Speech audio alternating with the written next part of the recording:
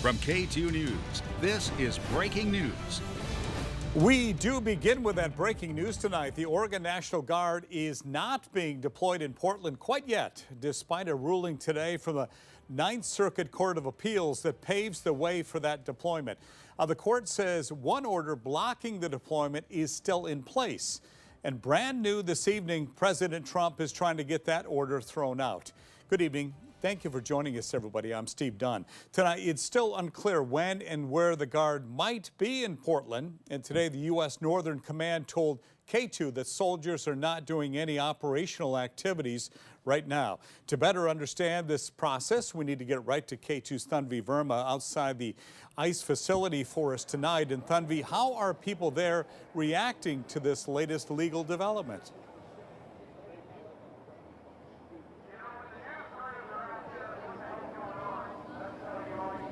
People are not pleased, but you wouldn't guess that by looking at them. About a dozen people are blocking the driveway of the ICE facility, but they've been singing and dancing and shedding light and poking fun at the idea that Portland is a war zone. That's according to them. The Ninth Circuit Court of Appeals siding with President Donald Trump Monday, ruling that he lawfully deployed the National Guard to Portland. The court calling out protests in Portland, writing, "Some of these protests have been peaceful, but many have turned violent, and protesters have threatened federal law enforcement officers and the building." I talked to two Portland city councilors about the ruling. This is extremely disappointing, but ultimately not surprising. There's nothing to protect from. You see dancing frogs and bears. The Ninth Circuit's ruling says differently, saying the president has the right to deploy troops, claiming Portland police were not doing enough to help. The opinion says in June 2025, PPB Police Chief Bob Day spoke publicly about avoiding any actions that might show perceived or actual support for immigration agents, and that PPB officers report that no officers are available to respond to disturbances at the ICE facility.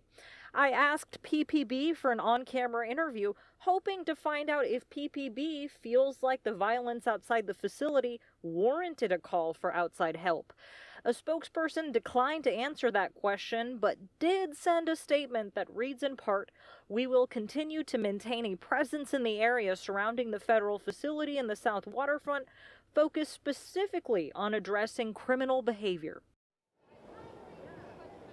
And Oregon Governor Tina Kotek held a press conference today. I asked her about what she had to say to the claim that PPB has not been doing their job.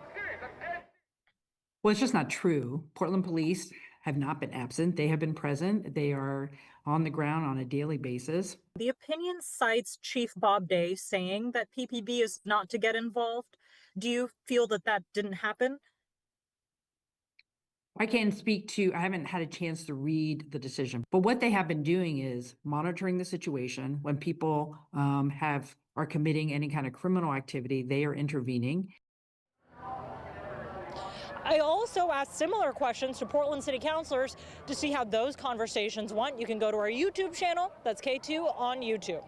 Reporting live in South Portland, Tanvi Verma, K2 News. Tanvi, thank you for that. The White House responded to the court's ruling today, and here's what we can tell you they said. President Trump is exercising his lawful authority. This ruling reaffirms that the lower court's ruling was unlawful and incorrect. An attorney general from Oregon, Dan Rayfield, responded to the ruling today, saying the nation is on a, quote, dangerous path. He said today's ruling, if allowed to stand, would give the president unilateral power to put Oregon soldiers on our streets with almost no justification. He urged people in Portland to stay peaceful while the legal process moves forward. Now, the Attorney General's office says it's hoping for a possible review of this Ninth Circuit ruling. It's hoping a bigger panel of Ninth Circuit judges eventually blocks the National Guard deployment. Constitutional law professor Tung Yin describes it in this way. If you want to think of football terms, it's not quite as dire as a Hail Mary. Probably not even as bad as the new onside kick rule, but you're behind and time's running out. Today's ruling came from a 3-judge panel. They sided with the Trump administration in a 2-to-1 ruling. The judge who sided with Oregon has now asked a bigger panel of Ninth Circuit judges to review today's ruling. If that happens, 11 judges from the Ninth Circuit review the Trump administration's argument to deploy the National Guard, and then they'll make a ruling at that point.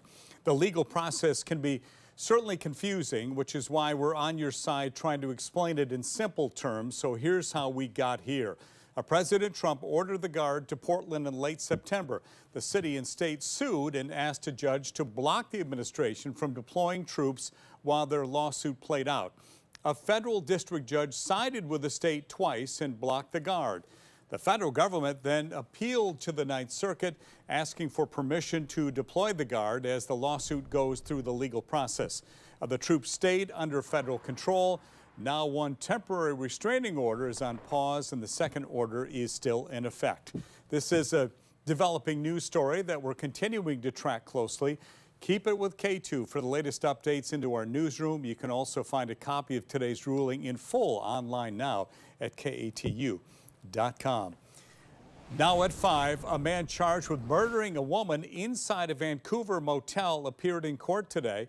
Joseph Uriarte is accused of killing Cami Pollock, and police say Pollock's body was found inside a room at Studio 6 Suites last Wednesday. Detectives believe Uriarte was the suspect, but were unable to arrest him until they received Pollock's. They detained him on an involuntary mental health hold at Peace Health Hospital. And while there, police say he attacked a security guard, took his taser, and used it on him. He was then arrested and taken to jail. We want to bring in KATU Shelby Slaughter live tonight in Vancouver. And Shelby, this case obviously raising questions about security protocols. What did you find out today? Well, Steve, according to police, hospital staff was told he was a danger and to keep him contained. However, hospital staff removed his restraints anyways. She's loving. She loved her grandbabies for sure. Cassidy Lowry and Lisa Steele remembering their mom with these pictures, describing Cami Pollock as loving and outgoing. The two sisters now trying to piece together how their mom wound up in a hotel room with Joseph Uriarte, a man they say their mom didn't know. This is just a hard time for our family. Police say they located Uriarte nearby. Although they considered him a suspect, they weren't able to arrest him until Pollock's autopsy results were completed. Officers ended up taking Uriarte to Peace Health Medical Center on mental health hold. That's where police say he attacked a security guard. A statement from Vancouver police reads in part, the suspect was handcuffed by police at the time officers detained him for transport to the hospital, and he was restrained by medical staff during the transport. Medical staff at the hospital chose to remove restraints from him after asking him a few questions, and they apparently felt that he was not a danger to self or others. However, hospital staff were advised by detectives that he was the subject of a homicide investigation and that he was a danger to self or others. We reached out to Peace Health for a response. They declined to comment due to the active investigation. Now, Pollock's autopsy is still pending, but according to court documents, it says that her death is consistent with being strangled. Reporting in Vancouver, I'm Shelby Slaughter, KATU News. Shelby, thank you. We have some new information for you now. U.S. Marshals have arrested a second suspect in the killing of a 13-year-old boy. The suspect pleaded not guilty in court today. U.S. Marshals and other officers arrested Xavier Hirsch in Beaverton on Friday. Investigators say 2 other people were involved in Liam Sponley Bailey's alleged murder. The incident happened back in April at a Gresham apartment complex. Multiple stray bullets went through the walls, killing the boy while he was sleeping. We talked to his dad today. I kind of feel bad for the suspect, you know. I mean, he's just a kid. You know, there isn't really much emotions, but I feel bad. He looked frightened. I just hope he's doing okay, and I pray for him. Detectives are still searching for the third suspect, 17-year-old Terrell Coy. There's a reward of up to $5,000 for information that leads to his arrest. Hirsch is set to appear in court again in early December. This is new at 5 now. More than 750,000 Oregonians relying on food stamps will lose access to benefits in November, less than 2 weeks away. SNAP benefits are fully funded by the federal government, and due to the government shutdown, those funds are frozen. Some local food banks have increased service availability in recent months as uncertainty around benefits grew. But Sunshine Division Executive Director Kyle Camberg says even with the additional hours, that situation is frightening. We're going to dig in and do all we can. But frankly, we've never seen anything like this before, and we need the community support to be able to respond. He says no matter where you live in Oregon, a local food bank needs your help to meet the needs. He added people can volunteer or donate to their local food bank. Along with expanding its hours, the organization has added 100 slots to its weekly home delivery service. Roughly 1 in 6 people in Oregon rely on SNAP. And KATU is on your side with continuing coverage of these SNAP cuts and efforts in our community to support those affected by them. We do have links to a variety of resources online right now at KATU.com. New information now. Today, state police have identified the woman who drowned off the Oregon coast this weekend. They say 43-year-old Caroline Moses was swept out in the mouth of Siletz Bay and pulled hundreds of feet from shore very quickly. It happened yesterday around 4 p.m. and officials remind you to watch for sneaker waves. A sneaker wave threat advisory for the coast expired at 11 p.m. last night. This is new at 5 now. A delay in construction of a new Burnside Bridge. Today, Multnomah County announced rising costs for labor and material, along with uncertainty about federal funds, are forcing it to press pause. The county says the project, which was set to start construction in 2028, is projected to cost up to $1.8 billion. It says design work will continue so that, quote, if and when things change when it comes to federal money, construction can start as soon as possible. That project, Earthquake Ready Burnside, is an attempt to build a Willamette River crossing that could withstand a major earthquake. Let's go to meteorologist Dave Selesky now. Nice day out there. Oh, now, yes. tell you, we got more in store for us? You've got 1.5 more days of this in store, so another nice day ahead for you for tomorrow. We can see some changes, though, taking place by the middle part of the week, Stephen. Some very wet weather towards the latter part of the week. So, our top 3 things to know on this Monday afternoon. Enjoy the sunshine. Mild temperatures continue, even warmer tomorrow on Tuesday, and then by the middle part of the week, begin to see some pretty good signs of an atmospheric river. You know what that means? A lot of rain moving into the northwest. But out there this hour, boy, look at that. Not a cloud in the sky from our City Liquid Air camera over on the east side at 61 degrees this hour. Sun-filled skies there. Up in the gorge, similar story. Plenty of sunshine, a tad bit cooler at 57 this hour. And of course, over on the coast, no report this hour out of Lincoln City as far as temperature goes, but they are seeing sunny skies, a little bit of lower cloud off there towards the south of Lincoln City. But again, a very nice day up and down the Oregon coastline. Here are the highs today. 63 at PDX, 62 for Vancouver. It was 63 in Tillamook. Sailing topped out at 62 degrees this afternoon. Redmond at 63 and out east in Pendleton 62. Fair skies for LeGraham and 60 on the thermometer for your afternoon high. Now, here's our satellite map. And again, high pressure in place across the northwest. So for the most part, fair skies tonight and going into tomorrow on Tuesday. That's good news. Got a little weak disturbance here off to the north of us up in parts of British Columbia, bringing some cloud cover into parts of western Washington. But I do think the Oregon coast, the Willamette Valley, central and eastern Oregon will stay cloud free overnight tonight. And that's good news because of some things happening in the nighttime sky. Here's that hour-by-hour forecast for you. Again, here's the system moving off to the north of us, very weak. There we are tomorrow morning, fair skies. And again, a little bit of an offshore flow here developing. We get in towards Tuesday afternoon, sunshine, temperatures again up in the mid-60s, so actually above average for this time of the year. Now we get into Wednesday and we begin to see this system driving in towards the northwest in the morning hours. That's going to be increasing our cloud cover throughout the day. But I do think Wednesday right now will be on the dry side until perhaps late in the day. And then we get in towards Thursday, we begin to see some wetter weather arriving, very wet weather arriving across the area, and some strong gusty winds as well over along the Oregon coast as this atmospheric river opens up and moves into the northwest for a series of very wet and blustery days towards the latter part of the week. Now, watching some warnings beginning this evening. We will have tonight through Wednesday a beach hazard statement out by National Weather Service for the possibility of more sneaker waves. That begins this evening, late tonight, and will go all the way through until Wednesday now, with anticipation of the arrival of these strong storm systems arriving towards the latter part of the week. Now, tonight, the Orionid meteor showers arrive. They'll be peaking this evening.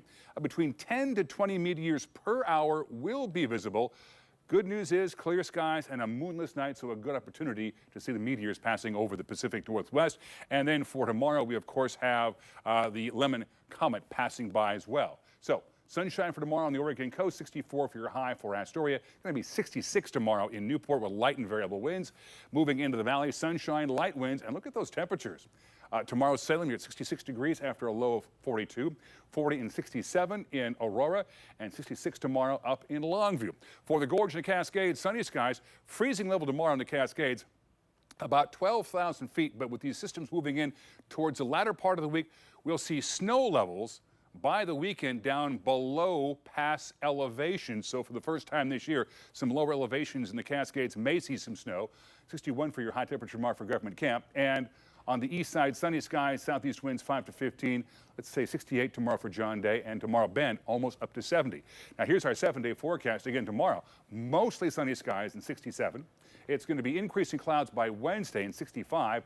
There we have the rain arriving on Thursday, rainy and windy on Friday, Saturday, and on Sunday, and showers continue into Monday with cooler temperatures. Steve, there you go. You still got that VW bug of yours? I still have my 1968 bug, I do. You want to hear this, Okay. Dave. Your license plate is about to get a lot cuter. Starting November 3rd, the Oregon DMV is offering an Oregon Zoo license plate that features an endangered Asian elephant and a rose, a nod to Portland's Rose City nickname. Oregon Zoo plates cost an extra $40. That's on top of the regular registration fees or the replacement fees as well. About $35 goes back to the Oregon Zoo to support conservation, education, species recovery, and animal well-being. Well, tonight on ARC PDX, we're hearing from city leaders reacting to thousands of Oregonians that could lose their SNAP benefits. Plus, our reporter Victor Park is bringing you the latest on the Ninth Circuit ruling today. How soon could troops be deployed to Portland? And finally, it's playoff time at Providence Park. We're previewing the Timbers wildcard matchup against Salt Lake City this Wednesday. ARC PDX starts at 10 o'clock on KUNP. That does it for the special digital edition of